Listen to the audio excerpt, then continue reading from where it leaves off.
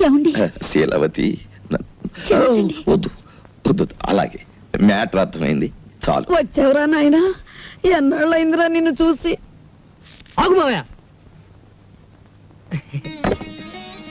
కూర్చోండి మావయ్య. బాబు మజ్జిగితేనా? ఉండండి అత్తయ్య, ఏకంగా భోజనం వడ్డించేస్తా. ముందు కాఫీ ఆగండి, ఇప్పుడు నేను అయ్యో చెప్పేది కాస్త ఏంటంటే- ఉండండి. ప్రియమైన నా కుటుంబ సభ్యులారా, అప్పుడు ఆ అనావృష్టి, ఇప్పుడు ఈ అతివృష్టి రెండూ మంచివి కావు. మధ్య తరగతి మనిషి ఎత్తుకి పల్లానికి మధ్య ఎదిగి ఎదగని మనిషి. పైనుంచి చూసేవాడికి కింద కనిపిస్తాడు, పల్ల నుంచి చూసేవాడికి పైన కనిపిస్తాడు. అతను రెండు చేతులు చాచి అంతస్తులు అందుకోలేడు, ఒక్క చెయ్యి చాచి అడుక్కోను లేడు.